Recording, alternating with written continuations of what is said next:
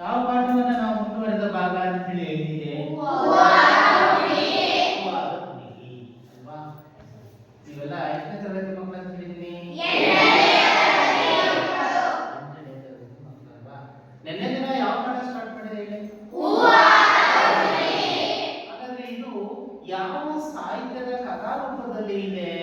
ಯಾರಾದ್ರೂ ಒಬ್ರು ಹೇಳ್ತೀರಾ ಯಾವ ಸಾಹಿತ್ಯದ ಕಥಾರೂಪದಲ್ಲಿ ಇದೆ ಅಂತ ಹೇಳಿದೆ ನಾನು. ಇಂದಿನ ಶಿಷ್ಟ ಸಾಹಿತ್ಯಕ್ಕೆ ಯಾವ ಸಾಹಿತ್ಯವೇ ಬುನಾದಿಯಾಗಿದೆ ಅಂದ್ರೆ ಯಾವ ಸಾಹಿತ್ಯಕ್ಕೆ ಬುನಾದಿಯಾಗಿದೆ ಅಂತ ಜನಪದ ಸಾಹಿತ್ಯ ಹೇಳಿದ್ದೀನಲ್ವಾ? ಜನಪದ ಸಾಹಿತ್ಯ. ಹಾಗಾದ್ರೆ ಈ ಪ್ರಸ್ತುತ ಈ ಪಾಠವನ್ನ ಯಾವ ಕೃತಿಯಿಂದ ಆರಿಸಿಕೊಳ್ಳಲಾಗಿದೆ? ಬರ್ಬೇಕು ಗೊತ್ತಾಯ್ತಾ? ಯಾವ ಕೃತಿಯಿಂದ ಆರಿಸಿಕೊಳ್ಳಲಾಗಿದೆ? ಸಾಲು ಸಂಪಿಗೆ. ಗೊತ್ತಾಯ್ತಾ? ಹಾಗಾದ್ರೆ ಈ ಸಾಲು ಸಂಪಿಗೆ ಅನ್ನುವಂಥ ಕೃತಿಯನ್ನ ಯಾರು ಬರೆದಿದ್ದಾರೆ? ಏನಂತ ಬರೆದಿದ್ರಿ? ಏಕೆ ರಾಮಾನುಜನ್ ಓದ್ಬೇಕು. ಏನಂತ ಇದೆ ಇಲ್ಲಿ ಪೂರ್ತಿ? ಏಕೆ ರಾಮಾನುಜನ್. ಏಕೆ ರಾಮಾನುಜನ್. ಹಾಗೇನೆ ಈ ಏಕೆ ರಾಮಾನುಜನ್ ಪರಿಚಯವನ್ನು ಓದ್ಬೇಕು. ಏಕೆ ರಾಮಾನುಜನ್ ಅವರ ಪ್ರಸ್ತುತ ಪರಿಚಯವನ್ನ ನೀವು ಓದೋಣ. ಲೇಖಕ ಎ.ಕೆ. ರಾಮಾನುಜನ್. ಇವರ ಪೂರ್ಣ ಹೆಸರು ಅತ್ತಿಪಟ್ ಕೃಷ್ಣಸ್ವಾಮಿ ರಾಮಾನುಜನ್. ಕಾಲ ಮಾರ್ಚ್ 16, 1929ರಲ್ಲಿ ಜನಿಸಿದರು. ಜನ್ಮಸ್ಥಳ ಮೈಸೂರು. ಕೃತಿಗಳು ಹೊಕ್ಕುಳಲ್ಲಿ ಹೂವಿಲ್ಲ ಮತ್ತು ಇತರ ಕಥೆಗಳು, ಕುಂಟೆಬಿಲ್ಲೆ, ಮತ್ತೊಬ್ಬನ ಆತ್ಮಚರಿತ್ರೆ ಎಂಬ ಪ್ರಸಿದ್ಧ ಕೃತಿಗಳು. ಅನುವಾದ ಕೃತಿ. ಇವರು ಕನ್ನಡ ವಚನ ಸಾಹಿತ್ಯವನ್ನು ಸ್ಪೀಕಿಂಗ್ ಆಫ್ ಶಿವ ಎಂಬ ಅನುವಾದ ಕೃತಿ ರಚಿಸಿದ್ದಾರೆ. ಪ್ರಶಸ್ತಿಗಳು. ಇವರಿಗೆ 1976ರಲ್ಲಿ ಭಾರತ ಸರ್ಕಾರವು ಪದ್ಮಶ್ರೀ ಪ್ರಶಸ್ತಿಯನ್ನು ನೀಡಿ ಗೌರವಿಸಿದೆ. 1983ರಲ್ಲಿ ಮ್ಯಾಕ್ ಅರ್ಥರ್ ಫೆಲೋಶಿಪ್ ಗೌರವ ಪ್ರಶಸ್ತಿ ಲಭಿಸಿದೆ. ಆಕಾರ ಗ್ರಂಥ. ಈ ಪಾಠವನ್ನು ಸಾಲು ಸಂಪಿಗೆ ನೆರಳು ಎಂಬ ಕೃತಿಯಿಂದ ಆರಿಸಿಕೊಳ್ಳಲಾಗಿದೆ. ಈಗ ಈ ಲೇಖಕರ ಪರಿಚಯವನ್ನ ನಿಮ್ಮ ಗೆಳತಿ ಹೇಳಿಲ್ವಾ? ಹಾಗಾದ್ರೆ ಒಬ್ಬೊಬ್ಬರೇ ಬಂದು ಉತ್ತರವನ್ನು ಹೇಳಿ. ಎಲ್ಲರಿಗೂ ಗೊತ್ತಾಗಿದೆ ಅಲ್ವಾ ಯಾವ ಪಾಠದ ಬಗ್ಗೆ ಅಂತ ಹೇಳಿ?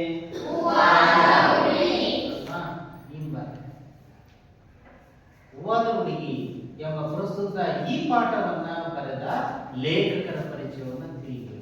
ಎ.ಕೆ. ರಾಮಾನುಜನ್. ಆಯ್ತಾ? ಹಾಗಾದ್ರೆ ಹೂವಾದ ಹುಡುಗಿ ಪ್ರಸ್ತುತ ಪಾಠವನ್ನ ಬರೆದಂತ ಲೇಖಕರ ಹೆಸರೇನು ಅಂತ ಹೇಳಿದ್ದೀನಾ? ಎ.ಕೆ. ರಾಮಾನುಜನ್ ಅವರ ಕಾಲಮಾನ ನೀ ಬರ ಪ್ರಜ್ವಲ್. ಎ.ಕೆ. ರಾಮಾನುಜನ್ ಅವರ ಕಾಲಮಾನ ಎಷ್ಟು?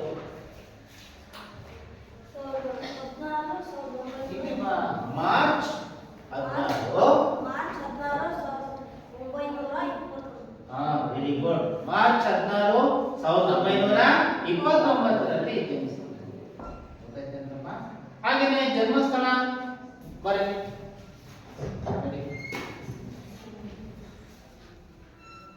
ಜನ್ಮಸ್ಥಳ ಮೈಸೂರು. Very good. ಜನ್ಮಸ್ಥಳ ಯಾವುದು? ಈಗ ಪಾಠದ ಬಗ್ಗೆ ಪ್ರಶ್ನೆಯನ್ನ ನಾನು ನಿಮಗೆ ಕೇಳಿದೆ. ಹಾಗಾದ್ರೆ ಇಲ್ಲಿ ಹೂವಾದ ಹುಡುಗಿ, ಈ ಹೂವಾದ ಹುಡುಗಿ ಅನ್ನುವಂತಹ ಪ್ರಸ್ತುತ ಈ ಪಾಠದಲ್ಲಿ ಒಂದು ಊರಿನಲ್ಲಿ ಒಬ್ಬ ಮುದುಕಿ ಇದ್ದಳು.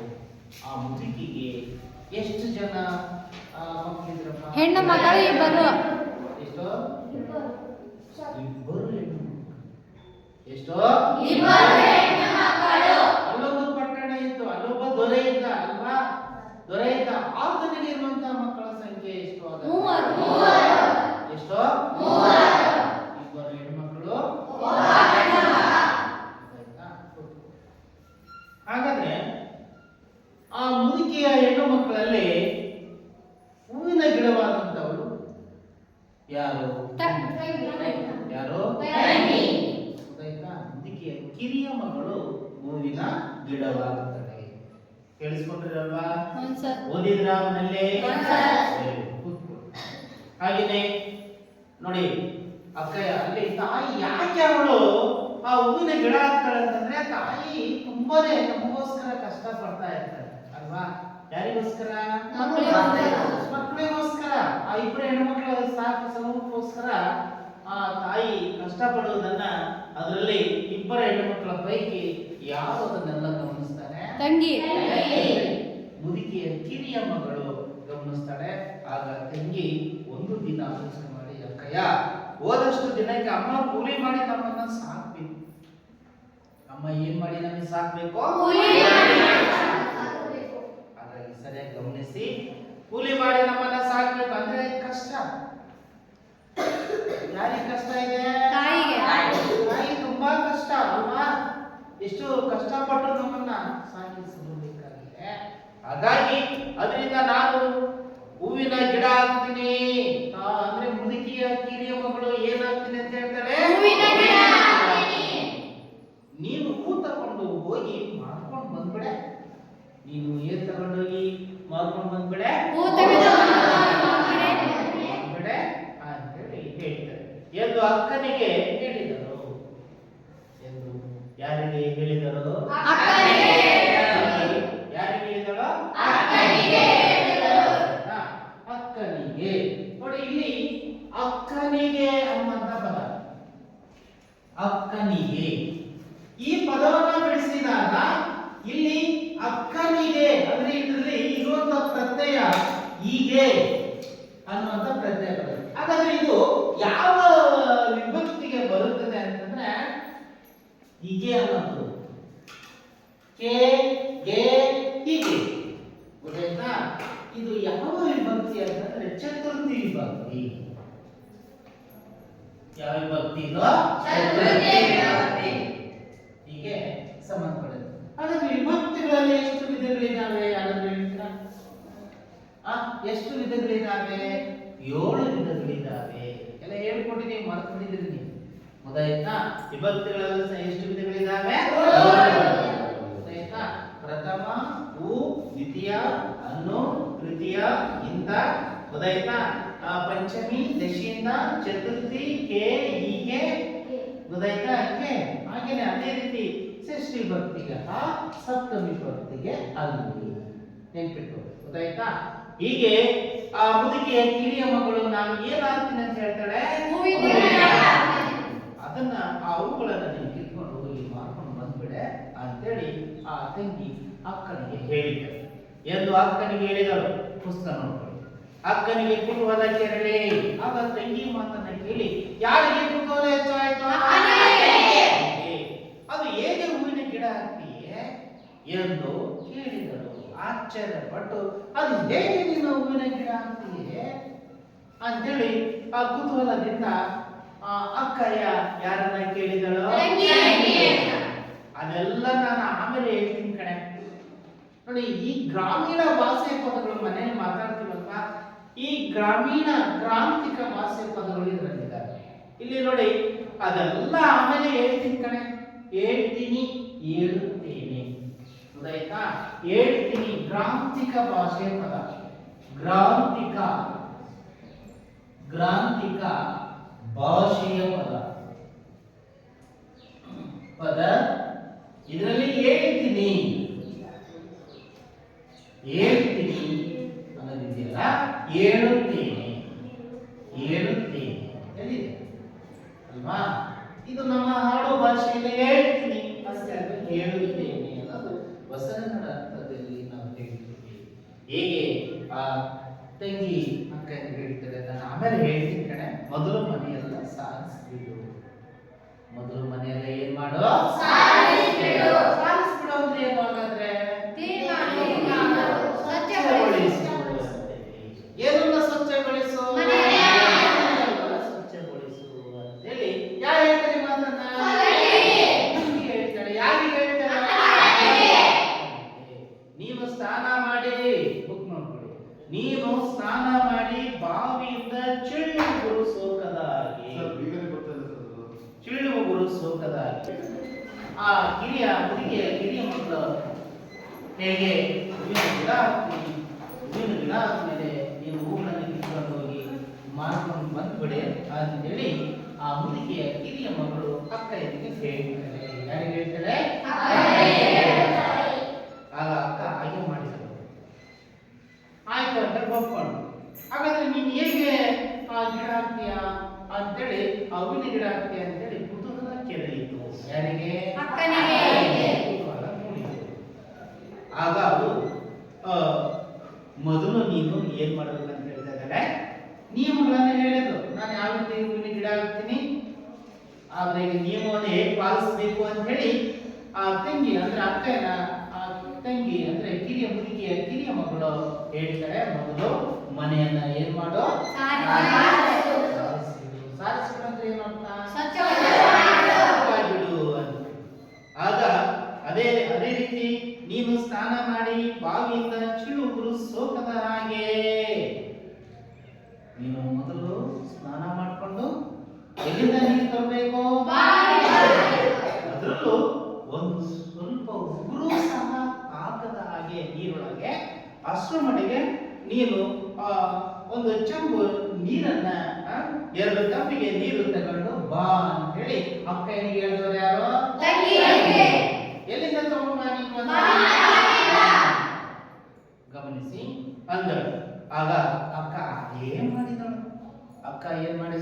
ಅದೇ ಇವ್ರ ಮನೆ ಎದುರಿಗೆ ಒಂದು ದೊಡ್ಡ ಮರ ಇತ್ತು.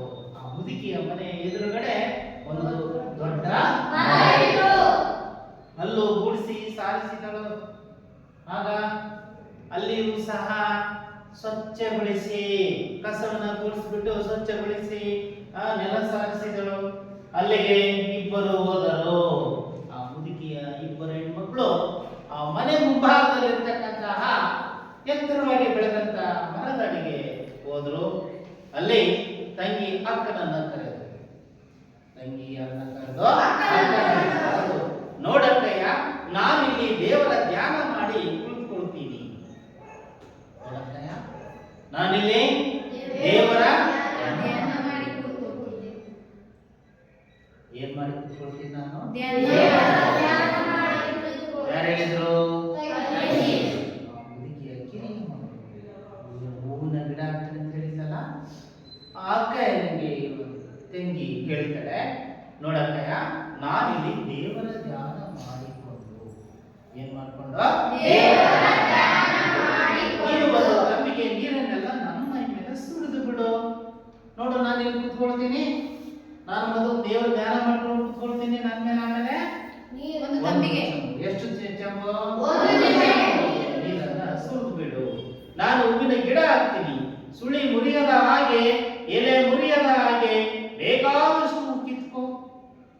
ನೋಡಕ್ಕಯ್ಯ, ನೀನು ನನ್ನ ಮೇಲೆ ನಾನು ದೇವರ ಧ್ಯಾನ ಮಾಡ್ಕೊಂಡು ಕೂತ್ಕೊಳ್ತೀನಿ, ನನ್ನ ಮೇಲೆ ಎಷ್ಟು ಚಮ್ಮನ ನೀರು ಹಾಕೋ, ನಾನು ದೇವರ ಧ್ಯಾನ ಮಾಡ್ಕೊಂಡು ಕೂತ್ಕೊಂಡು ಇರುವಂತ ಸಂದರ್ಭದಲ್ಲಿ ಒಂದು ಚಮ್ಮು ನೀರನ್ನು ಹಾಕು. ಅಲ್ಲಿ ಈ ರೀತಿ ನೀನು ಪಾಲಿಸು ಅಂದ್ರೆ ಹೂವಿನ ಗಿಡ ಆದ್ಮೇಲೆ ಸುಳಿ ಮುರಿಯದ ಹಾಗೆ. ಸುಳಿ ಗೊತ್ತಲ್ವಾ? ಹೂವಿನ ಗಿಡದಲ್ಲಿ ಸುಳಿ ಇರುತ್ತಲ್ವಾ? ಇರುತ್ತಲ್ಲ, ಗಿಡ ಸುಳಿ ಇರುತ್ತಾನೆ.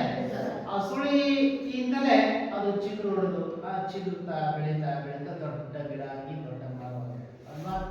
ಹಾಗೆ ನೋಡಿ, ಅಲ್ಲಿ ಆ ರೀತಿಯಾಗಿ ಸುಳಿ ಮುರಿಯದ ಹಾಗೆ, ಎಲೆ ಮುರಿಯದ ಹಾಗೆ ಬೇಕಾದಷ್ಟು ಏನು ಕಿತ್ಕೋ ಹೇಳಿ ತಂಗಿ ಯಾರಿಗೆ ಹೇಳ್ತಾರೆ? ನಿನಗೆ ಸಾಕಾದ ಮೇಲೆ ಇನ್ನೊಂದು ತಂಬಿಗೆ ನೀರನ್ನು, ನಿನಗೆ ಸಾಕಾದ ಮೇಲೆ ಇನ್ನೂ ಒಂದು ತಂಬಿಗೆ ನೀರನ್ನು ನನ್ನ ಮೇಲೆ ಸುರಿದು ಬಿಡು. ನಿನಗೆ ಸಾಕಾಗುತ್ತಲ್ಲ, ಕಿತ್ಕೊಂಡು ಜಾಸ್ತಿ ಆದ್ಮೇಲೆ ಆಮೇಲೆ ನನ್ನ ಮೇಲೆ ಏನ್ ಮಾಡುವಂತೆ ನೀರನ್ನ ಸುರಿದು ಬಿಡು. ಪುನಃ ನಾನು ಮನುಷ್ಯಳಾಗ್ತೀನಿ ಅಂದರು. ಪುನಃ ನಾನು ಏನಾಗ್ತೇನೆ? ಹಾಗಾದ್ರೆ ಬಾವಿಗೆ ಹೋಗಿ ಸ್ನಾನ ಮಾಡಿ ಬಾವಿಗೆ ಹೋಗಿ ಉಗುರು ತಾಗದ ಹಾಗೆ ಎಷ್ಟು ಚೆಂಬು ನೀರು ತಗೊಂಡ ಅಂತ ಹೇಳ್ತಾರೆ. ಮಕ್ಕಳಿಗೆ ಎಷ್ಟು ಚೆಂಬು? ಒಂದು ಚೆಂಬು. ನಾನು ದೇವರ ಧ್ಯಾನ ಮಾಡ್ಕೊಂಡು ಕೂತ್ಕೋಬೇಕಾದ್ರೆ ಎಷ್ಟು ಚೆಂಬು ನೀರು ಹಾಕೋ? ಸುಳಿ ಹಾಗೂ ಎಲೆ ಮುರಿಯದ ಹಾಗೆ ಹೂಗಳನ್ನು ಕಿತ್ಕೊಂಡು ಸಾಕಾದ್ಮೇಲೆ ಮತ್ತೆ ಮೈ ಮೇಲೆ ಎಷ್ಟು ಚಮಚ ನೀರು ಹಾಕು? ಅವರಿಗೆ ಎಷ್ಟು ಚಮಚ ಹಾಕು? 2 ಚಮಚ. ಆಗ ನಾನು ಪುನಃ ಏನಾಗ್ತೇನೆ ಅಂತೇಳಿ ಹೇಳಿದ್ದಾಳೆ. ಹೀಗೆ ಅಂತ ತಂಗಿ ದೇವರನ್ನ ನೆನೆದು ಕುಡಿತಳು. ಆಗ ಆ ರೀತಿಯಾಗಿ ಹೇಳಿದ ಮೇಲೆ ತಂಗಿ ಈ ರೀತಿ ಯಾಕಂತ ಹೇಳಿದ್ದು ನಿಯಮವನ್ನು ಪಾಲಿಸೋದಕ್ಕೆ ಉದಯದಲ್ಲಿ ಹೂವಿನ ಗಿಡ ಆಗಿಲ್ಲ. ಅದೇ ರೀತಿ ಹೇಳಿದಾಗ ಕೊನೆಗೆ ತಂಗಿ ದೇವರ ಧ್ಯಾನ ಮಾಡ್ಕೊಂಡು ಕೂತ್ಕೊಂಡು ಅಕ್ಕ ಒಂದು ಬಿಂದಿಗೆ ನೀರನ್ನು ಅವರ ಮೇಲೆ ಸುರಿತಳು. ಆಗ ದೇವರ ಧ್ಯಾನ ಮಾಡ್ಕೊಂಡು ಕೂತ್ಕೋಬೇಕಾದ್ರೆ ಅಕ್ಕ ಏನ್ ಮಾಡಿದ್ದ? ಒಂದು ಚಂಬು ಗೊತ್ತಾಯ್ತಾ? ಯಾರ ಮೇಲೆ ಸುರಿದ್ರು? ಒಂದು ಬಿಂದಿಗೆ. ಬಿಂದಿಗೆ ಅಂತಂದ್ರೆ ಚಂಬು. ಗೊತ್ತಾಯ್ತಾ? ಪದಗಳ ಅರ್ಥ ನೋಡಿ. ಬಿಂದಿಗೆ ಬರ್ಕೋಬೇಕು. ಬಿಂದಿಗೆ ಅಂತಂದ್ರೆ ಚಂಬು. ಗೊತ್ತಾಯ್ತಾ? ಒಂದು ಬಿಂದಿಗೆ, ಒಂದು ಚಂಬು ನೀರನ್ನ ತಂಗಿ ಮುಡಿ ಮೇಲೆ ಸುರಿದರು. ಯಾರು? ಅಕ್ಕಯ್ಯ. ಗೊತ್ತಾಯ್ತಾ? ಸರಿ. ಹೂವಿನ ಗಿಡವಾದಳು. ಆಗ ಏನಾದ್ರು ತಂಗಿ? ಎಂತ ಗಿಡವಾದಳು? ಹೂವಿನ ಗಿಡವಾದಳು. ಹಾಗೆ ಅಕ್ಕ ಸುಳಿ ಎಲೆ ತೊಟ್ಟು ಮುರಿಯದ ಹಾಗೆ ಹೂವನ್ನು ಬಿಡಿಸಿಕೊಂಡಳು.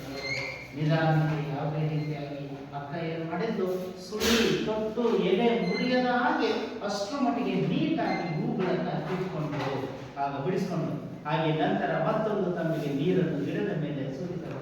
ಆಗ ಏನು 2 ಚಮಚ ಬಂದಿದ್ದಲ್ಲ, ತಂಗಿ ದೇವರ ಧ್ಯಾನ ಮಾಡ್ಕೊಂಡು ಕೂತ್ಕೊಂಡ ಮೇಲೆ ಒಂದು ಚಮಚ ನೀರನ್ನು ಹಾಕಿದ್ದು. ಆಮೇಲೆ ಯಾವುದೇ ರೀತಿಯಾಗಿ ಸುಳಿ ತೊಟ್ಟು ಎಲೆ ಮುರಿಯದ ಹಾಗೆ ಆ ಹೂಗಳನ್ನು ಕಿತ್ಕೊಂಡು ಆದ್ಮೇಲೆ ಮತ್ತೆ ಪುನಃ ಒಂದು ಚಮಚ. ಎಷ್ಟು ಚಮಚ? 2 ಚಮಚ. ಗೊತ್ತಾಯ್ತಾ? ಒಂದು ಚಮಚ ಗಿಡದ ಮೇಲೆ ನೀರನ್ನು ಸುರಿದಳು. ಯಥಾಸ್ಥಿತಿ ಅಂತ ತಂಗಿ ಲಕ್ಷಣವಾಗಿ ಮನುಷ್ಯ. ಆಗ ಯಥಾಸ್ಥಿತಿಯಾಗಿ ಆ ಹೂವಿನ ಗಿಡ ನೋಡಿ ಕೊನೆಗೆ ಯಥಾಸ್ಥಿತಿಯಾಗಿ ಏನಾದಳು? ಮನುಷ್ಯ. ಅನಂತರ ಇಬ್ಬರು ಆ ಹೂವನ್ನೆಲ್ಲ ಬುಟ್ಟಿಗೆ ತುಂಬಿ ಮನೆಗೆ ತಂದರು. ಬೇಕಾದಷ್ಟು ಸಾಕಾಗುವಷ್ಟು ಹೂಗಳನ್ನ ಕಿತ್ಕೊಂಡು ಪುಟ್ಟಿಯಲ್ಲಿ ತುಂಬಿಕೊಂಡು ಕೊನೆಗೆ ಇಬ್ಬರು ಎಲ್ಲಿ ತಗೊಂಡ್ಬಂದ್ರ ತನ್ನ ಮನೆಗೆ. ಗೊತ್ತಾಯ್ತಾ? ಮುದಿಕೆ ಇಬ್ಬರು ಹೆಣ್ಮಕ್ಳು ಏನ್ ಮಾಡಿದ್ರು? ಅವನ್ನೆಲ್ಲ ಸಾಕಾಗುವಷ್ಟು ತುಂಬಿಕೊಂಡು ಕೊನೆಗೆ ಎಲ್ಲಿಗೆ ತಗೊಂಡು ಬಂದ್ರ? ಮನೆಗೆ ತಗೊಂಡು ಬಂದ್ರು. ಆಗ ಇಬ್ಬರು ಸೇರಿ ಹೂ ಕಟ್ಟಿದರ. ಎಷ್ಟು ಜನ ಸೇರಿ ಹೂ ಕಟ್ಟಿದ್ರ? ಏನ್ ಮಾಡಿದ್ರು? ಹೂ ಪೋಣಿಸೋದು ನೋಡಿದ್ರಲ್ವ? ಮಾಲೆಯನ್ನಾಗಿ ಮಾಡಿದ್ರು. ಎಲ್ಲಿಗೆ ತಗೊಂಡು ಹೋಗಿ ಮಾರ್ಲಿ ಅಂದಳು ದೊಡ್ಡವಳು. ಆಗ ಅಕ್ಕ ಹೇಳ್ತಾಳೆ ತಂಗಿಗೆ, ನಾನು ಹೂಗಳನ್ನ ಎಲ್ಲಿ ತಗೊಂಡೋಗಿ ಮಾರ್ಲಿ ಅಂತ ಹೇಳಿ ಆ ಸಂದರ್ಭದಲ್ಲಿ ಅಕ್ಕಯ್ಯ ತಂಗಿಗೆ ಹೇಳ್ತಾಳೆ, ಅಕ್ಕಯ್ಯ ದೊರೆ ಮನೆಗೆ ತಗೊಂಡೋಗು. ಹೂ ಮಾರೋದು ಎಲ್ಲಿ ತಗೊಂಡೋಗು ಅಂತ ಹೇಳ್ತಾಳೆ? ಯಾರ ಮನೆಗೆ? ದೊರೆ ಮನೆಗೆ ತೆಗೆದುಕೊಂಡು ಹೋಗು. ಅವರು ಹೆಚ್ಚಿಗೆ ಹಣ ಕೊಡ್ತಾರೆ. ಹಾಗಾದ್ರೆ ಅವರು ಹೆಚ್ಚಿಗೆ ಕೊಡ್ತಾರೆ. ಅಮ್ಮ ನಮಗೋಸ್ಕರ ಯಾವಾಗಲೂ ಕೂಲಿ ಮಾಡುತ್ತಿರ್ತಾಳೆ. ನೋಡಿ, ಅಮ್ಮ ಯಾವಾಗಲೂ ಕೂಡ ನಮಗೋಸ್ಕರ ಏನ್ ಮಾಡ್ತಾ ಇರ್ತಾಳೆ? ಕಷ್ಟ ಪಡ್ತಾ ಇರ್ತಾಳೆ. ಹೀಗಾಗಿ ನಾವು ಅಮ್ಮನಿಗೋಸ್ಕರ ನಾವು ಇಷ್ಟೆಲ್ಲ ನಾವು ಉಪಕಾರ ಮಾಡೋದು ಬೇಡವೇ ಅನ್ನೋ ರೀತಿಯಲ್ಲಿ ಆ ಚಿಕ್ಕ ಮಗುವಿನಲ್ಲಿ ಮಕ್ಕಳಲ್ಲಿ ಹೆಣ್ಣು ಮಕ್ಕಳಲ್ಲಿ ಆ ಮನೋಭಾವ ನಿಮ್ಮಲ್ಲಿ ಇದೇ ಆ ಥರ ತಂದೆ ತಾಯಿಗೋಸ್ಕರ ನಾವು ಕಷ್ಟಪಟ್ಟು ಓದಬೇಕನ್ನೋ ಜ್ಞಾನ ಎಲ್ಲಿದೆ ನಿಮ್ಮಲ್ಲಿ? ಇರಬೇಕು. ಆ ಮನೋಭಾವ ಬರಬೇಕು. ಆಗಿದ್ದಾಗ ಮಾತ್ರ ನಾವು ನಮ್ಮ ಮನೆ ನಮ್ಮ ತಂದೆ ತಾಯಿಯನ್ನು ಅಭಿಮಾನ ಮೂಡುತ್ತದೆ. ಆ ತಂದೆ ತಾಯಿಗಳಿಗೆ ಪ್ರತ್ಯುಪಕಾರವನ್ನು ನೀವು ಕೊಡಲಿಕ್ಕೆ ಸಾಧ್ಯತೆ ಇದೆ. ಅದೇ ಗಾಡ್ ಗಿಫ್ಟ್. ಗೊತ್ತಾಯ್ತಾ? ಇಲ್ಲಿ ಏನ್ ಮಾಡ್ತಾರೆ? ಹೋದಲ್ಲ ನೋಡಿ, ತಂದೆ ತಾಯಿ ಕಷ್ಟಪಡ್ತಾ ಇರ್ತಾರೆ ಹೊಲಗಳಲ್ಲಿ, ಕೂಲಿನಲ್ಲಿ ಕೆಲಸ ಮಾಡ್ಕೊಂಡು, ಮನೆ ಕೆಲಸ ಮಾಡ್ಕೊಂಡು ಅಲ್ವಾ? ಅಲ್ಲೇನ್ರೋ ಯಾರಿಗೋಸ್ಕರ ಕಷ್ಟಪಡ್ತಾ ಇರ್ತಾರೆ? ನಿಮಗೋಸ್ಕರ ಅಲ್ವಾ? ನಮಗೋಸ್ಕರ ತಾನೆ. ಆ ಕೃತಜ್ಞತೆ ನಾವು ಯಾವ ಮೂಲಕ ಅವ್ರನ್ನ ಆ ಉಪಕಾರವನ್ನು ಮಾಡೋದಂದ್ರೆ ಚೆನ್ನಾಗಿ ಓದಿ ಒಂದು ಒಳ್ಳೆ ಕೆಲಸದಲ್ಲಿದ್ದಾಗ ಅವ್ರನ್ನ ನೋಡ್ಬೋದಂತ ಸಾರ್ಥಕಂತ. ಗೊತ್ತಾಯ್ತಾ? ಹಾಗೆ ಇಲ್ಲಿ ಅದೇ ರೀತಿ ಆ ಅಕ್ಕಯ್ಯ ದೊರೆ ಮನೆಗೆ ತಗೊಂಡು ಹೋಗು ಅಂತ ಹೇಳಿದ್ದಾರೆ. ತಂಗಿ ಹೂವನ್ನ ಮಾರೋದಕ್ಕೆ ಎಲ್ಲಿ ಹೋಗ್ಬೇಕಂತಂದ್ರೆ ದೊರೆ ಮನೆ ತೆಗೆದುಕೊಂಡು ಹೋಗು ಅಂತ ಹೇಳ್ತಾರೆ. ನೆಕ್ಸ್ಟ್ ನೋಡಿ, ಹೆಚ್ಚಿಗೆ ಹಣ ಕೊಡ್ತಾರೆ. ಅಮ್ಮ ನಮಗೋಸ್ಕರ ಯಾವಾಗಲೂ ಕೂಲಿ ಮಾಡ್ತಾ ಇರ್ತಾಳೆ. ನೋಡಿ, ಅಮ್ಮ ಯಾರಿಗೋಸ್ಕರ ಯಾವಾಗಲೂ ಕೂಲಿ ಮಾಡ್ತಾ ಇರ್ತಾಳೆ? ಏನ್ ಮಾಡ್ತಾ ಇರ್ತಾಳೆ? ಹೆಚ್ಚು ಹಣ ಕೂಡಿ ಹಾಕಿ ಅಮ್ಮನಿಗೆ ತೋರಿಸೋಣ ಅನ್ನೋದು ಚಿಕ್ಕವರು. ಹಾಗಾದ್ರೆ ಹೆಚ್ಚಿನ ಹಣವನ್ನ ಕೂಡಾಕೊಂಡು ಒಟ್ಟುಗೂಡಿಸಿ ಯಾರಿಗೆ ತೋರಿಸೋಣ? ಯಾರಿಗೆ? ಅಂದು ಒಂದು ಬುಟ್ಟಿಯಲ್ಲಿ ಹೂವನ್ನೆಲ್ಲ ಇಟ್ಕೊಂಡು, ಹೂ ಬೇಕೇನಮ್ಮ ಹೂ ಎಂದು ಕೂಗಿಕೊಂಡು ದೊರೆ ಮನೆ ಮುಂದೆ ಬಂದಳು. ಹೂ ಬೇಕೇನಮ್ಮ ಹೂ ಅಂತೇಳಿ ಹೇಳ್ಕೊಂಡು ಬಂದವರು ಯಾರು?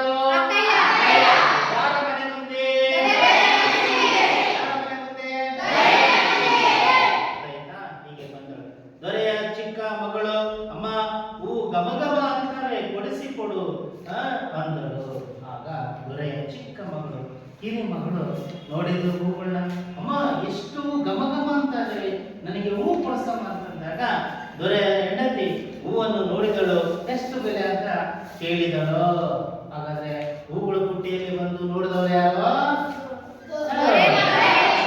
ದೊರೆಯ ಹೆಂಡತಿ ಬಂದು ಆ ಹೂ ಎಷ್ಟಮ್ಮ ಅಂತೇಳಿ, ಇದು ರೇಟ್ ಎಷ್ಟು ಅಂತ ಕೇಳಿದ್ರು, ಇದ್ರ ಬೆಲೆ ಎಷ್ಟು ಅಂತೇಳಿ ಕೇಳಿದಳು.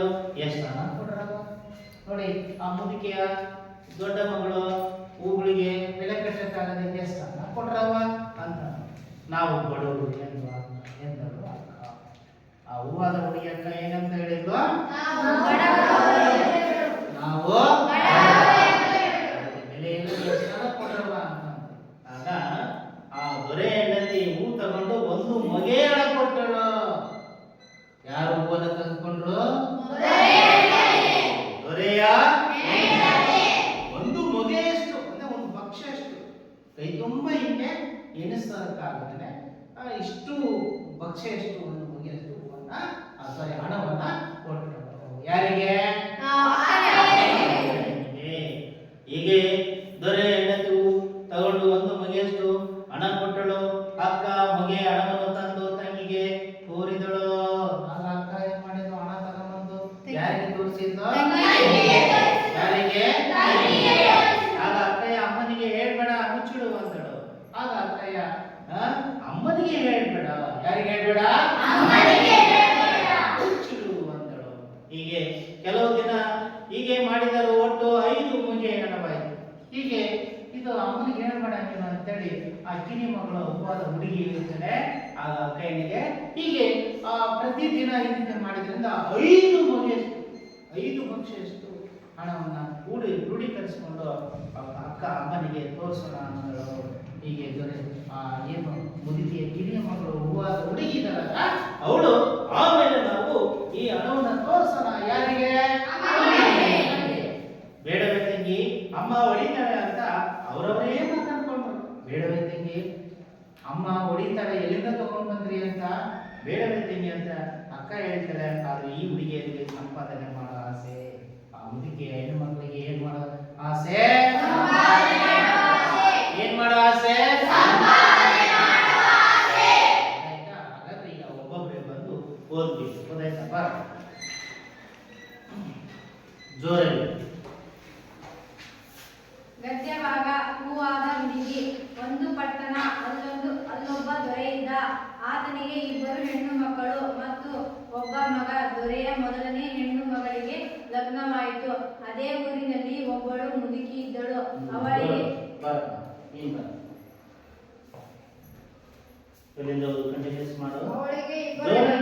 ಅವರಿಗೆ 2 ಹೆಣ್ಣು ಮಕ್ಕಳು. ಆ ಮುದುಕಿ ಕೂಲಿ ಮಾಡಿ ತನ್ನ ಮಕ್ಕಳನ್ನು ಸಾಕುತ್ತಿದ್ದಳು. ಒಂದು ದಿನ ತಂಗಿ ಅಕ್ಕಯ್ಯ ಹೋದಷ್ಟು ದಿನಕ್ಕೆ ಅಮ್ಮ ಕೂಲಿ ಮಾಡಿ ನಮ್ಮನ್ನು ಸಾಕಬೇಕು ಅಂದ್ರೆ ಕಷ್ಟ. ಆದ್ದರಿಂದ ನಾನು ಹೂವಿನ ಗಿಡ ಹಾಕ್ತೇನೆ, ನೀನು ಹೂ ತಗೊಂಡು ಹೋಗಿ ಮಾರ್ಕೊಂಡು ಬಂದ್ಬಿಡೆ ಎಂದು ಅಕ್ಕನಿಗೆ ಹೇಳಿದಳು. ಅಕ್ಕನಿಗೆ ಕುತೂಹಲ ಕೆರಳಿ ಅದು ಹೀಗೆ ಹೂವಿನ ಗಿಡ ಹಾಕ್ತೀಯೇ ಎಂದು ಕೇಳಿದಳು. Good, very good. ಬರ್ಕೋ. ನೆಕ್ಸ್ಟ್ ಪುಸ್ತಕ ನೋಡ್ಕೊಳ್ಳೋ ಓದೋರು ಅದೆಲ್ಲ ನಾನು ಆಮೇಲೆ ಹೇಳ್ತೀನಿ ಕಣೆ. ಮೊದಲು ಮನೆಯೆಲ್ಲ ಸಾರಿಸಿ ಬಿಡು. ನೀನು ಸ್ನಾನ ಮಾಡಿ ಬಾವಿಯಿಂದ ಉಗುರು ಸೋಪದ ಹಾಗೆ 2 ತಂಬಿಗೆ ನೀರು ತಗೊಂಡು ಬಾ ಅಂದಳು.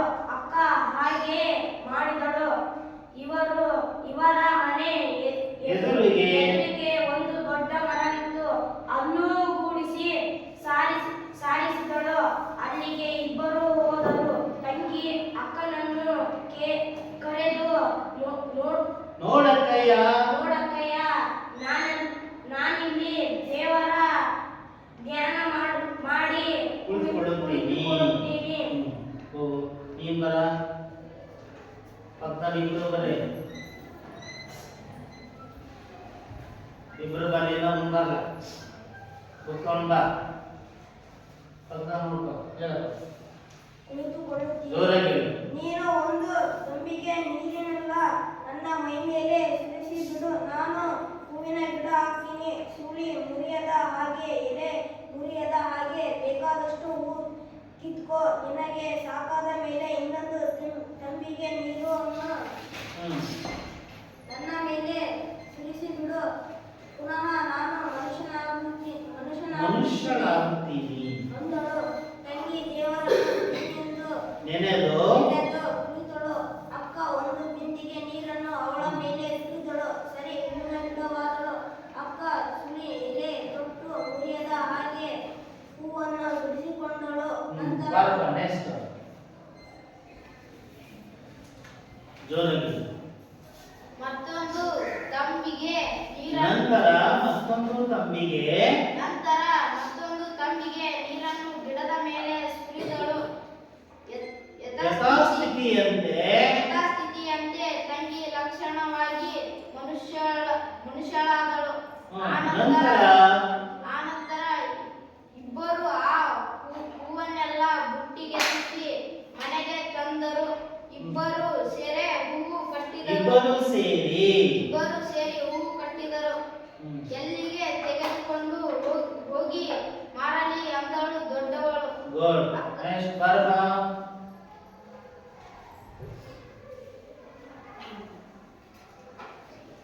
ಬೇಗ ಫಾಸ್ಟ್ ಬರ್ತೇವೆ. ಮತ್ತೊಬ್ಬರು ರೆಡಿ ಇರ್ತೀವಿ. ಅಕ್ಕಯ್ಯ ದೊರೆಯ ಮನೆಗೆ ತಗೊಂಡು ಹೋಗುವ. ಅವರು ಹೆಚ್ಚಿಗೆ ಹಣ ಕೊಡ್ತಾರೆ. ಕೂತ್ಕೋ. ಈಗ ನೀ ಬರೋಣ.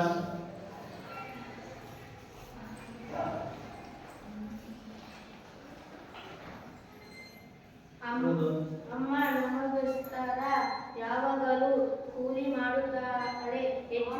ಹೆಚ್ಚು ಹಣ ಕೂಡಿ ಹಾಕಿ ಅಮ್ಮನಿಗೆ ತೋರಿಸೋಣ ಅಂದಳು ಚಿಕ್ಕವಳು. ಚಿಕ್ಕವಳು. ಈಗ ಪ್ರಶ್ನೆಗಳು. ಈಗ ನೆಕ್ಸ್ಟ್ ನೀ ಬರೋಣ. ಬೇಗ ಬರಬೇಕು. ರೆಡಿ ಇರ್ಬೇಕಲ್ವಾ? ನೆಕ್ಸ್ಟ್ ಹೇಳು. ಅಂದು ಒಂದು ಬುಟ್ಟಿಯಲ್ಲಿ ಹೂವನ್ನೆಲ್ಲ ಇಟ್ಟುಕೊಂಡು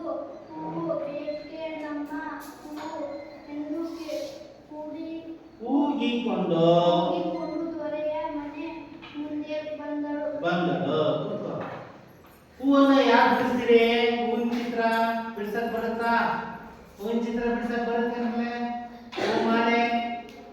ಹಾಗಾದ್ರೆ ಪ್ರಶ್ನೆ ಈಗ ಅಲ್ಲಿ ಯಾವ ರೀತಿಯಾಗಿ ಈಗ ನಿಮಗೆ ಪಾಠ ಅರ್ಥ ಇದೆಯಮ್ಮ? ಅರ್ಥ ಇದೆ ಇಲ್ಲೋ?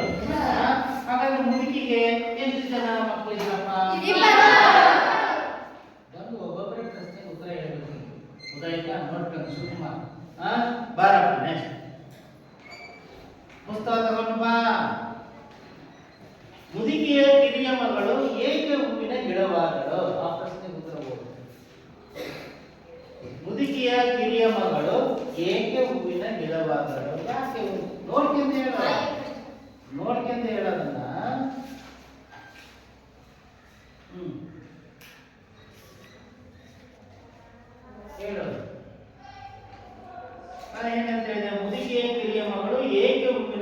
ಗಿಡವಾದಳು. ಅಮ್ಮ ಯಾರಿಗೋಸ್ಕರ ಕಷ್ಟ ಪಡ್ತಾ ಇದ್ದಾಳೆ? ನಮಗೋಸ್ಕರ. ಆ ಕಷ್ಟವನ್ನ ತಪ್ಪಿಸೋದಕ್ಕೆ ಮುದುಕಿ ಕಿರಿಯ ಮಗಳು ಏನ್ ಮಾಡ್ತಾರೆ? ಗಿಡವಾದಳು ಅಲ್ವಾ? ಹೌದೇನ್ರು? ಮತ್ತೆ ಏನ್ ಅರ್ಥ ಮಾಡ್ಕೊಂಡೆ? ಬರೀ ಅದು ಮುದುಕಿಯ ಕಿರಿಯ ಮಗಳು. ಒಡ್ಸಲ್ ಬರೀ, ಇಲ್ಲಿ ಬರೀಲಿ. ಮುದುಕಿಯ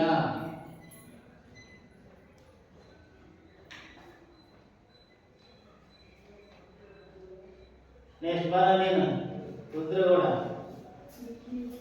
ಸರಿದೇನಾ? ಕಿರಿಯ ಮಗಳು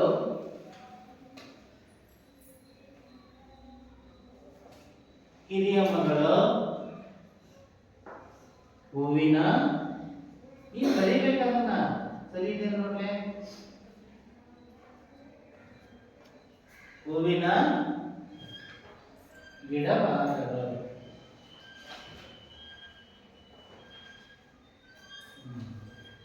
ಗಿಡವಾದ. ಸರಿದೇನೆ? ಸರಿದೇನ ವಾಕ್ಯ?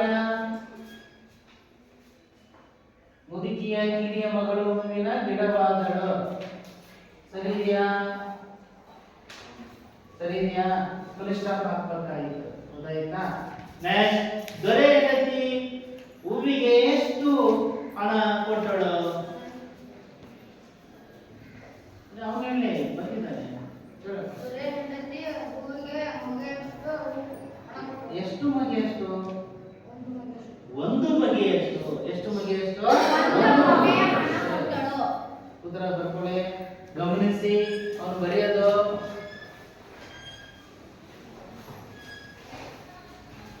ಒಂದು ಮಗೆಯಷ್ಟು. ಒಂದು ಮಗೆಯಷ್ಟು. ಸರಿಯಾಗಿ ನೋಡಿ ಗಮನಿಸಿ. ಒಂದು ಮಗೆಯಷ್ಟು.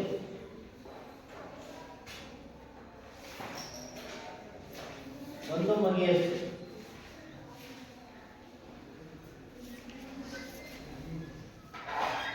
ಒಂದು ಮಗೆಯಷ್ಟು ಹಣವನ್ನ ಕೊಟ್ಟಳು. ಹಣವನ್ನ ಎಷ್ಟು ಮಗೆಯಷ್ಟು? ಒಂದು ಮಗೆಯಷ್ಟು. ಒಂದು ಮಗೆಯಷ್ಟು. ಹೌದಾಯ್ತಾ?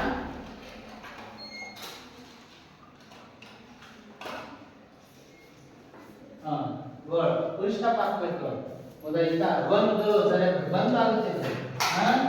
ಈಗ ನೋಡಿ, ಈಗ ಈ ಪಾಠ ಬದಲು ಯಾರಾಗಿದ್ರೆ ರಾಮಾನುಜನ್ ರವರು ಹೆಸರು ಹುಟ್ಟಿದ್ರು.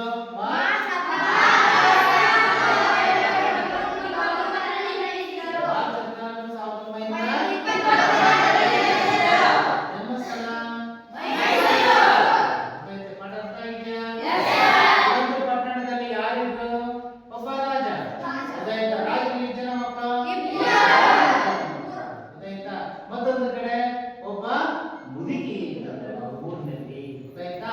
ಮುದುಕಿಗೆ ಎಷ್ಟು ಜನ ಮಕ್ಕಳು? ಈಗಾಗಲೇ ಮನೆಯಲ್ಲಿ ನೀವು ಪ್ರಶ್ನೆಗಳ ಉತ್ತರವನ್ನ ಬರ್ಕೊಂಡು ಬನ್ನಿ. ಬರ್ಕೊಳ್ಳಿ ಮನೆಗೆ ಅನಿಸುತ್ತೆ. ಹೋಮ್ವರ್ಕ್ ಬರ್ಕೊಳ್ಳಿ. ಒಂದನೇ ಪ್ರಶ್ನೆ ಬರ್ಕೊಳ್ರಿ.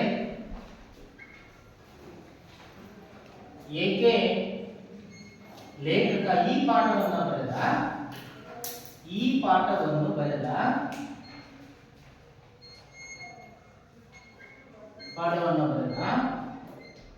ಏಕೆ ರಾಮಾನುಜನ್?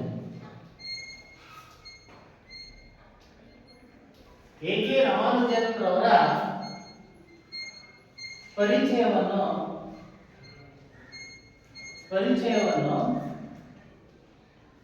ವಾಕ್ಯದ ರೂಪದಲ್ಲಿ ಬರೆಯಿರಿ. ವಾಕ್ಯದ ರೂಪದಲ್ಲಿ ಬರೆಯಿರಿ. ಆಯ್ತಾ?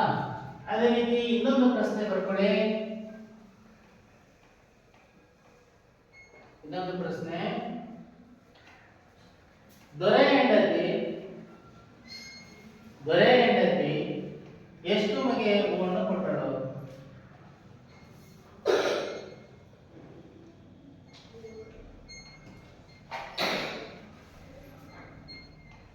ದೊರೆ ಹೆಂಡತಿ ಅಂದ್ರೆ ಎರಡನೇ ಪ್ರಶ್ನೆ, ಮುದುಕಿಯ